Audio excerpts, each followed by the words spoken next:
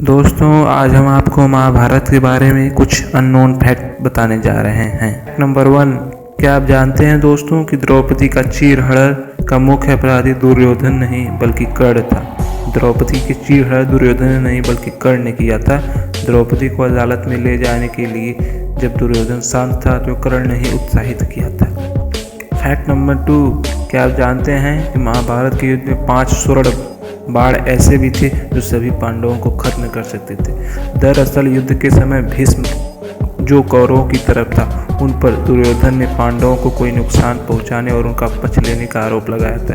यह सुनकर भीष्म को बहुत क्रोध आया। उन्होंने क्रोध में आकर 5 स्वर्ण बाण लिए और उनमें मंत्रों से भर दिया। फैक्ट नंबर 3, महाभारत एक विश्व युद्ध था दोस्तों।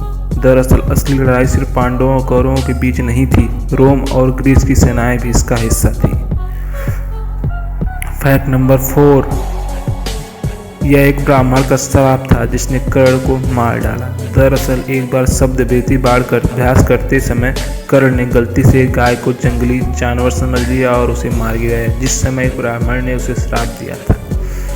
फैक्ट नंबर 5, क्या आप जानते हैं भीष्म पितामह का वास्तविक नाम देवव्रत था।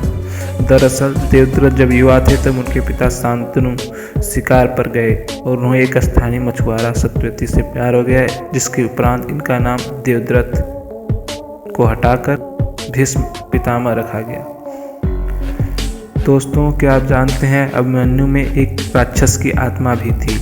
अभिमन्यु वास्तव में काल्यवन नामक एक दैत्य राक्षस की आत्मा थी। कृष्ण ने काल्यवन को जलाकर मारने के बाद उसकी आत्मा पर कब्जा कर लिया था और उसे केवल एक अलमारी में रखने के लिए द्वारका ले गए थे। क्या आप जानते हैं कि महाभारत के विदुर यमराज के अवतार थे। महाभारत के अनुसार विदुर हस्तिनापुर के राजा धृतराष्ट्र और पांडु के सौतेले भाई थे, जो ऋषि व्यास और शूद्री के पुत्र पैदा हुए थे, जो शहर की रानियों अंबिका और अंबालिका की महिला थी। क्या आप जानते हैं युद्ध में सभी कौरव पांडवों के खिलाफ नहीं थे।